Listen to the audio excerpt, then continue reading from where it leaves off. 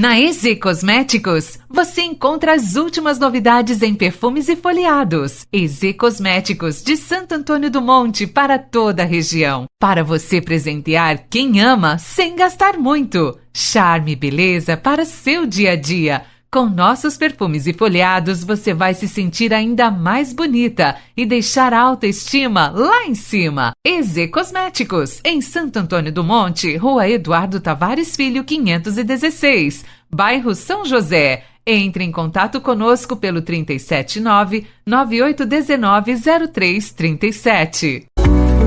A tag de conectividade Sicoob é a solução perfeita para tornar seu dia a dia mais ágil. Com ela você pode passar por pedágios e estacionamentos de forma rápida e sem preocupações, com o débito diretamente na sua conta Sicoob. Solicite a sua tag pelo aplicativo ou no Sicoob Arconcred com entrega imediata. Após adquirir é só instalar e ativar. Siga o passo a passo e veja como é simples. Retire a tag do envelope. Use uma régua para medir 15 centímetros do topo do para-brisa para baixo, atrás do retrovisor, no lado interno do vidro. Retire o adesivo da tag e aplique no local, com a marca do Sicoob voltada para você, na posição horizontal. Após a instalação, ativação concluída. Sua tag estará pronta para uso em até 4 horas. Agora é só aproveitar a praticidade nos pedágios e estacionamentos. Vá com o Sicoob Tag. Ao entrar no mundo, Cristo afirma: Eu vim, ó Pai, para fazer a tua vontade. Apenas no sim que lhe damos, permitimos ao Deus conosco continuar salvando nos dias de hoje. Aquela que põe fim à escuridão. Maria trouxe ao mundo a luz que ilumina todas as trevas do pecado e da morte, Jesus Cristo. Esse pensamento ressoa profundamente no meu coração e me faz refletir sobre o papel central de Maria na história da salvação, em especial sobre sua lucidez e determinação em combater as forças do mal. Desde o momento da Anunciação, quando o anjo Gabriel a cumprimentou e anunciou que ela seria a mãe do Filho de Deus, Maria demonstrou uma coragem e uma sagacidade notável. Ao aceitar o chamado divino, não apenas se comprometeu a dar à luz Jesus, como também a se tornar um símbolo de resistência contra as tentações e a manipulação do demônio. Poucos de nós se dão conta, mas toda a sua vida foi marcada por um constante enfrentamento das trevas, desde a perseguição em Belém até as dificuldades que suportou durante o ministério de seu filho. A esperteza de Maria se revela na maneira como ela se posicionou diante dos desafios. Em lugar de se deixar dominar pelo medo e pela dúvida, ela confiou plenamente em Deus. Essa confiança permitiu que ela se tornasse um pilar de força e fé. Em momentos críticos, como nas bodas de Caná, quando o vinho acabou, Maria não hesitou em interceder, apontando para a necessidade de fé e ação. Ela sabia que, mesmo em situações aparentemente sem solução, a luz de Cristo poderia brilhar, revelando novas possibilidades e trazendo esperança. E quanto a nós, temos a sabedoria de esperar a tormenta passar e confiar em Deus?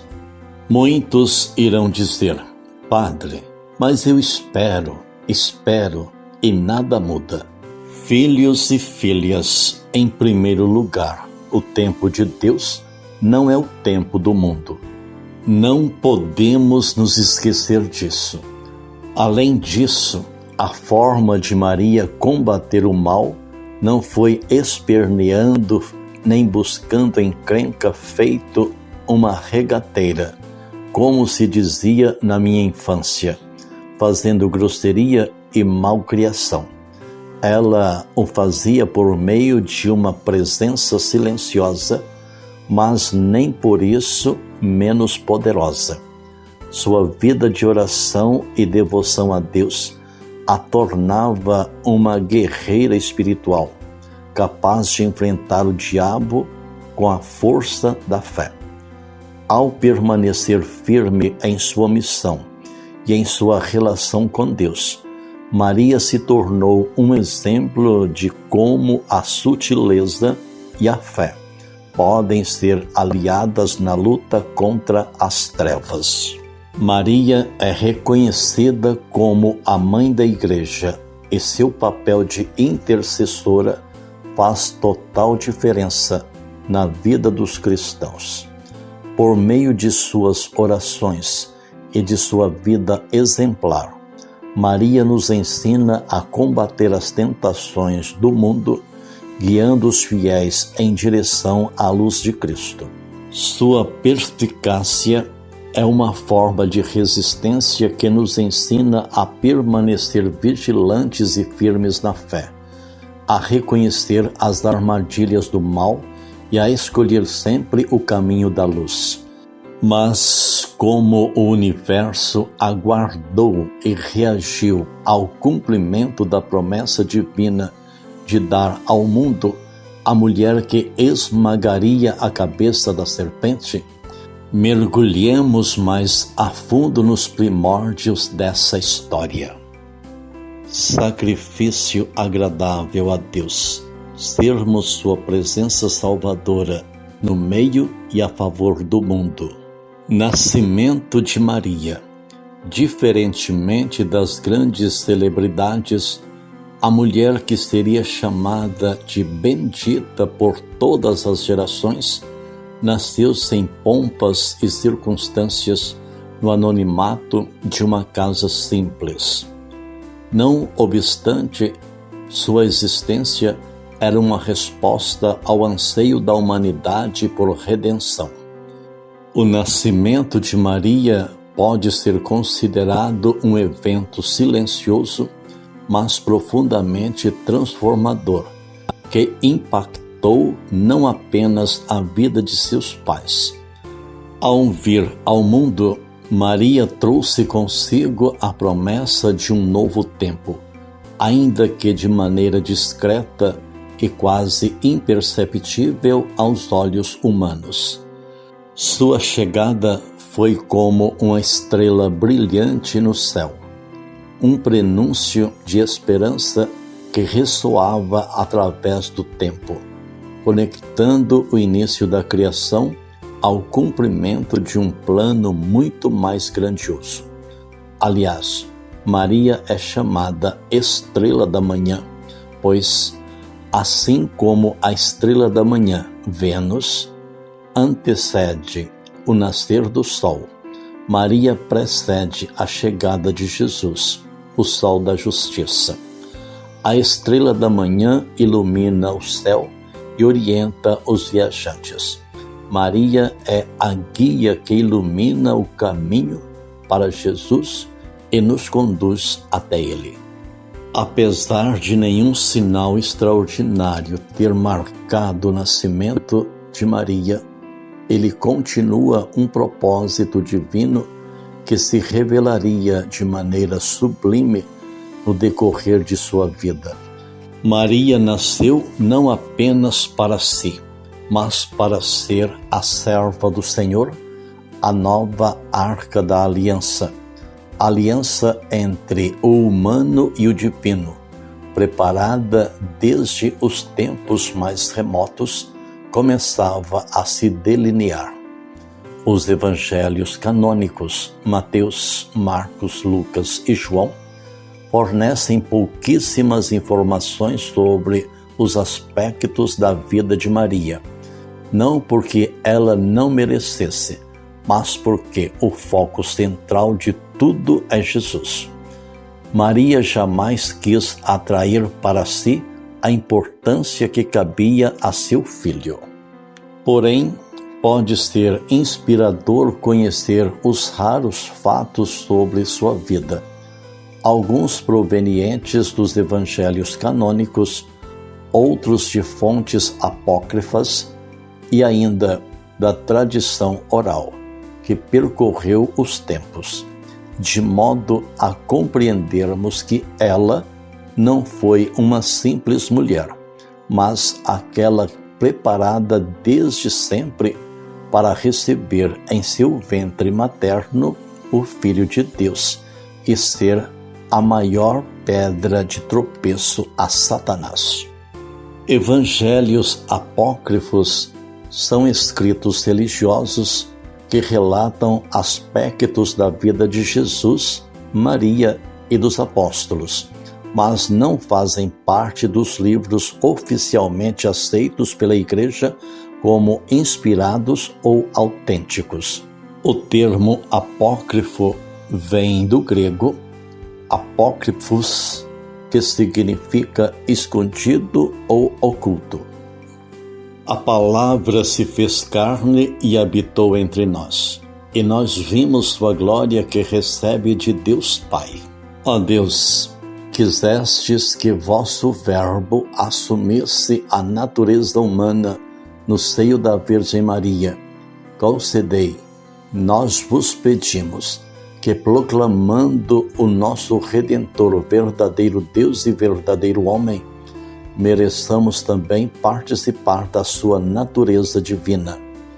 Por nosso Senhor Jesus Cristo, vosso Filho, que é Deus, e convosco vive e reina, na unidade do Espírito Santo, por todos os séculos dos séculos. Primeira leitura do Antigo Testamento, livro do profeta Isaías, capítulo 7, versículos 10, 14 seguintes. Salmo 39, e nos convida a rezar. Eis que venho fazer com prazer a vossa vontade, Senhor. A segunda leitura é do Novo Testamento, carta aos Hebreus, capítulo 10, versículos 4 a 10. O Santo Evangelho escrito segundo Lucas, capítulo 1, versículos 26 ao 38. Assim está escrito: Naquele tempo, o anjo Gabriel foi enviado por Deus a uma cidade da Galileia chamada Nazaré, a uma virgem prometida em casamento a um homem chamado José. Ele era descendente de Davi e o nome da virgem era Maria. O anjo entrou onde ela estava e disse: Alegra-te, cheia de graça, o Senhor está contigo. Maria ficou perturbada com estas palavras e começou a pensar qual seria o significado da saudação. O anjo então disse-lhe: Não tenhas medo, Maria, porque encontraste graça diante de Deus. Eis que conceberás e darás à luz um filho, a quem porás o nome de Jesus. Ele será grande, será chamado Filho do Altíssimo, e o Senhor Deus lhe dará o trono de seu pai Davi. Ele reinará para sempre sobre os descendentes de Jacó, e o seu reino não terá fim. Maria perguntou ao anjo: Como acontecerá isso, se eu não conheço homem algum? O anjo respondeu: O Espírito virá sobre ti, e o poder do Altíssimo vai te cobrir com a sua sombra. Por isso, o menino que vai nascer será chamado Santo Filho de Deus. Também Isabel, tua parenta, concebeu um filho na velhice. Este já é o 6º mês daquela que era considerada estéril, porque para Deus nada é impossível. Maria então disse: Eis aqui a serva do Senhor. Faça-se em mim segundo a tua palavra. E o anjo retirou-se. Palavra da salvação. Glória a vós, Senhor. No Santo Evangelho que ouvimos escrito segundo Lucas, capítulo 1, versículos 26 ao 38, nos ensina a palavra do Senhor.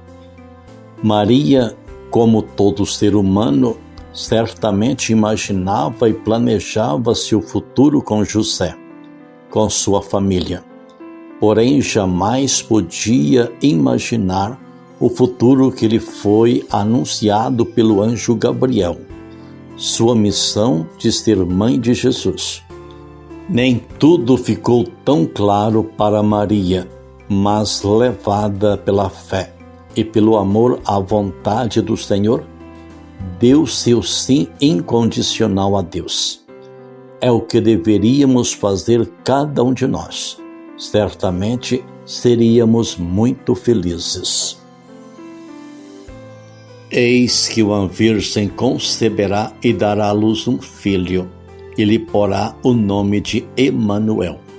Segundo a tradição apócrifa, especialmente o proto-evangelho de Tiago, os pais de Maria foram Joaquim e Ana, que são reverenciados como santos na tradição cristã.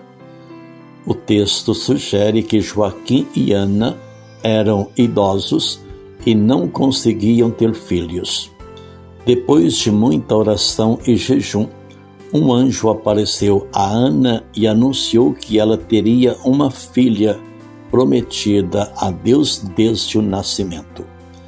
Assim, Maria seria fruto de um milagre divino.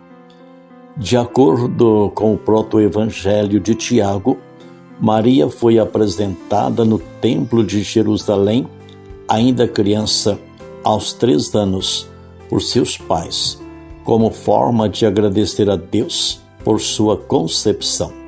Ela teria sido consagrada e vivido parte de sua infância dedicada ao serviço do templo em oração e estudo. Isso a ajudaria em sua preparação espiritual para o papel que desempenharia no futuro.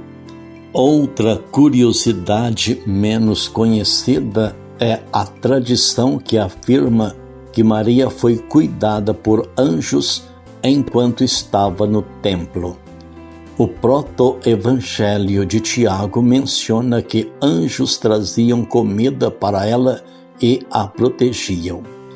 Embora essa narrativa tenha um caráter simbólico, reforça a visão teológica de Maria como figura especial, escolhida por Deus para um propósito divino. A tradição sugere que Maria viveu uma vida de pureza e profunda devoção desde a infância, cultivando uma intimidade única com Deus. Se a infância de Maria é envolta em mistério, sua adolescência também se baseia mais nas tradições e no que a Igreja entende sobre sua vida espiritual, do que em relatos históricos detalhados. Sabemos que Maria, como jovem judia de Nazaré, teria vivido uma vida simples, marcada pelo trabalho diário, pela oração e pela participação nas tradições de sua comunidade. Quando ela atingiu a puberdade, segundo a mesma tradição, os sacerdotes do templo buscaram encontrar um esposo para ela, pois não era permitido que ela permanecesse no templo após atingir a idade fértil. Por inspiração divina, José, um carpinteiro já mais velho, foi escolhido para ser seu esposo. Muitas curiosidades envolvem a escolha de José. Segundo o proto-evangelho de Tiago, um sinal seria mostrado num bastão de candidatos.